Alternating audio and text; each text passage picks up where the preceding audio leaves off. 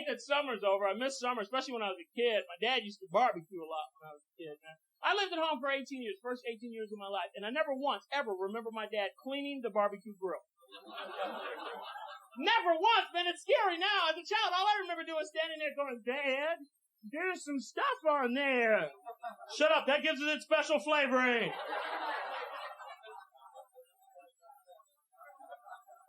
When my dad barbecued, my job, I was the barbecue assistant. My job to go run in the house and get whatever tools my dad needed. And as a reward, my dad would give me meat right from the grill. Hot, sizzling meat right from the grill.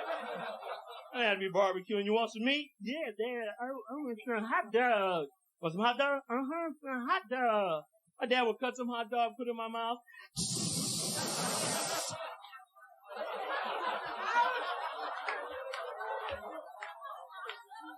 How's it taste? I ain't got no lips. Just got back from Los Angeles. They do something weird. Not really weird. I guess it's kind of cool out there. Instead of using bug spray on their roaches, they have this lizard called the gecko. Little bitty lizard. They let it roam the house. It eats the rodents, and it's environmentally safe. You know, it's kind of cool. Eats the cockroaches. I guess that's cool. But you realize in New York we could never use this. You know, some little lizards to eat the cockroaches, because you know. You come home after a hard day's work and there's a large rat sitting on your Craftmatic with a napkin around its neck going, what was that, lizard? That was good, man. No, Bobby, I never had lizard before. That was good. Damn, that was some good lizard. Lizard gecko? Ooh, love that, yes. You must bring some more lizard home. While I was getting dressed tonight, my favorite commercial of all commercials came on. I don't know if you've ever seen this commercial. It involves an elderly woman who's had some sort of accident in the bathroom area. And apparently what's happened is she's fallen and she can't get up. And she tells you this in the most obnoxious voice in the world. I've fallen and I can't get up. She just keeps saying it over. I've fallen. It's kind of like you'd walk in the bathroom and see Grandma, and you go, Grandma, what happened? I've fallen. We'll sit up on the tub. I can't get up. She's laying on the floor. She looks like she tried to steal second and got tagged out, doesn't she? So my favorite part of this commercial, they show this elderly woman standing at a flight of stairs. Right away, you're thinking, this is going to be good. This woman trips, does a half somersault flip thing, her head hits every stair. You see her just...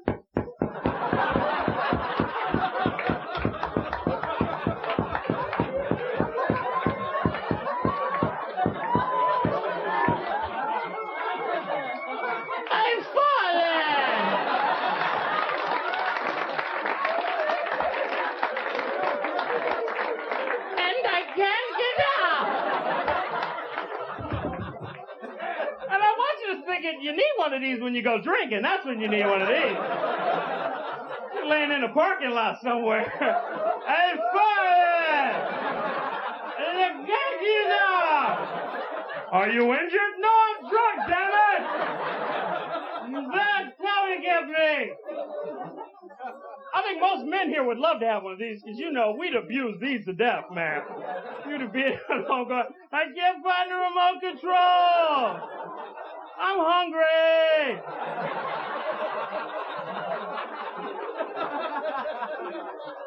So anyway, this woman falls. She's laying on the bottom of the stair. I'm falling! And I can't get up! And then at the end of the commercial, they put on the screen, this is a dramatization. I'm thinking, wait a minute. If you had not put that on the screen, you mean to tell me there'd be people at home going, damn, they pushed that woman. That would be wild if that's how they made the commercial. If they just had a room full of elderly women, right? All right, Mrs. O'Neill, you're next. Oh, you're hurting me. No, that's not the line. Mrs. Leibowitz, come on. I grew up in the Midwest. I grew up in Chicago. Chicago's a big city. Yeah, like, I'm going to give you a ride home. So, I don't don't really consider Chicago the Midwest because it's such a big city. I have a friend who lives in Iowa. He lives on a farm. The nearest farm is 8 or 9 miles from the next farm. And I'm thinking, how do you go trick-or-treating there, man? Some kid standing on the front porch. Thanks a lot, Miss Johnson. Come on, Bobby, maybe we'll make it to the next house by midnight. They were really smart. They'd get like 8 or 9 costumes and just keep circling the same house, man.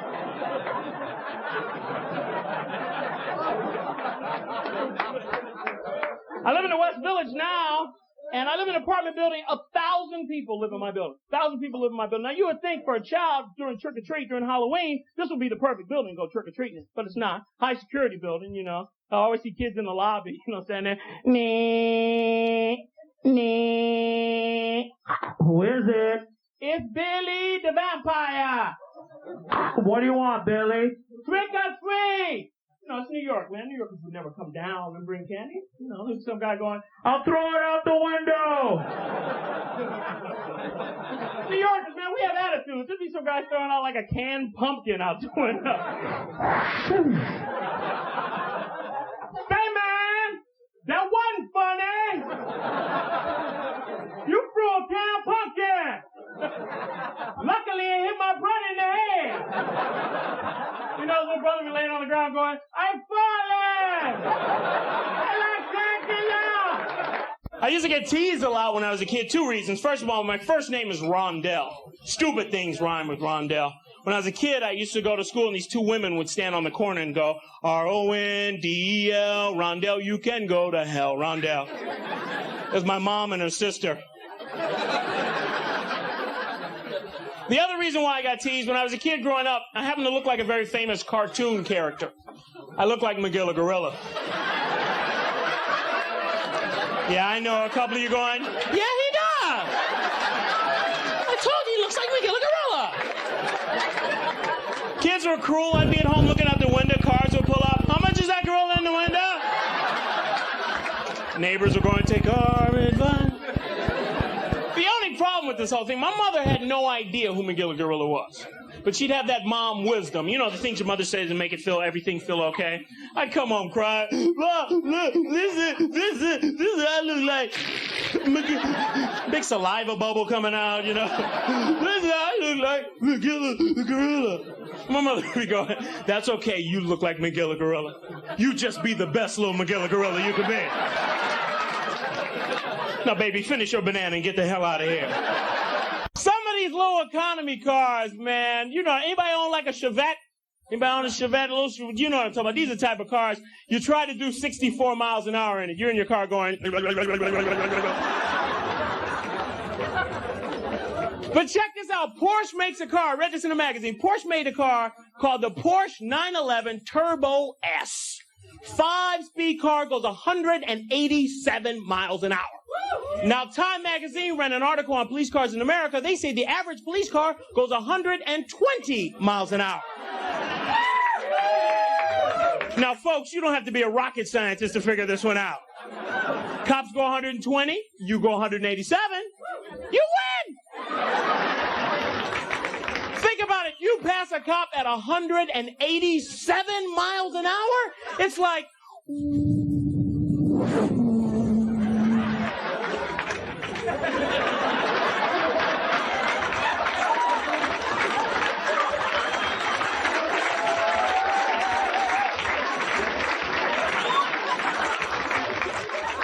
Give me another donut. I don't know if you remember this guy. There's a guy, Ivan Boesky. Remember this guy? Ivan Boesky, if you don't remember the story, was a guy who embezzled from Wall Street over $500 million, okay? They wrote the movie Wall Street based on Ivan Boesky, okay? Now, they sent this guy to jail. They sent him to jail, and they fined him. They gave him 2 fines. His first fine was $1 million. Ivan Boesky had this in his pocket, okay? His second fine, now brace yourself, folks, his second fine was $100 million. Largest fine issued to one person ever, $100 million. He paid it! He pulled out his city card, stuck it in the machine. $100 million came flying out of there. And you know, this happened in Manhattan. People were upset. People were waiting in line going, man, why you gotta get $100 million today, man?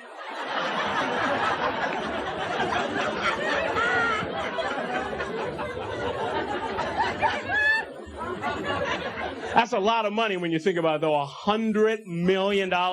I doubt whether there's few things on this earth that you can't buy at least one of for $100 million. I mean, think about it, man. World Trade Center in Manhattan, you could buy that for $100 million, right? The Arch in St. Louis, you could buy that arch, build another arch, paint it yellow, make the largest McDonald's in the world for $100 million. For $100 million, you could have Nancy Reagan on the centerfold of Playboy magazine smoking crack for $100 million. With a tattoo on her butt that says, just say maybe. I did learn some other stuff from my dad. One thing I learned from my parents, men and women do not shop the same at all. They do not. I'll give you a perfect example of this. What's your name? Joe, if you said tomorrow I'm going shopping, this implies you are going to purchase something. Am I correct? Therein lies the problem. If a man says he's going shopping, he will bring wallet, credit cards, money with him, and will buy something. Women, on the other hand, can go shopping and not buy a damn thing. Again, women can go out, bring no money, nothing with. You can ask a woman, where are you going? Shopping. Do you have any money? No. The hell do I need money for? I'm going shopping. And when women go shopping, if you ever follow them, you guys just roam around the store like you're on some bizarre Easter egg hunt of some kind. Where men are walking by and go... And men, we follow you because we think you know what you're doing. Men walk behind saying stupid things like, no, we have no money, we're shopping. After a couple hours, guys do the universal I quit symbol.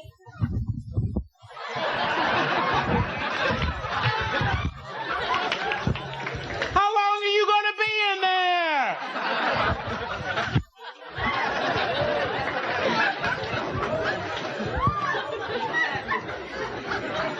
At that point, guys, you know you have had all your manhood sucked out of your body because you have to ask another woman to get your woman out of the box, out of there. Look, I don't know. She's baking bread in there. I don't know what she's doing. She's been in there an hour. I don't know. Just get her out of there. Just curious, how many people here have ever watched Soul Train by accident? Thank you. I think the key word here is by accident, okay? I mean, Soul Train's a great show, but I can't believe half the people in this room are sitting at home with the TV guide going, honey, Soul Train's on! Want me to videotape it? Problem with Soul Train, theme song. I mean, think about it. You could be a million miles from the nearest TV. You know when Soul Train's on. You hear that, the Soul Train. Animals in the neighborhood are going, oh, oh, oh. How many people remember your first TV? Remember your first one? The big one in the living room the size of Earth? Remember this thing? Remember the first thing that broke on the TV? Channel changer. You know who broke it? We did. Remember this?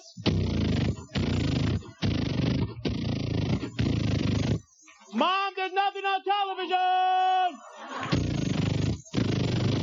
You're turning so hard the people on TV are going, whoa! And what did you use to fix a broken channel changer with? Pliers! That was always a lot of fun to get your little cousin to stand in a bucket of water while changing television station. Mom, Kevin's dancing! Must be watching that Soul Train.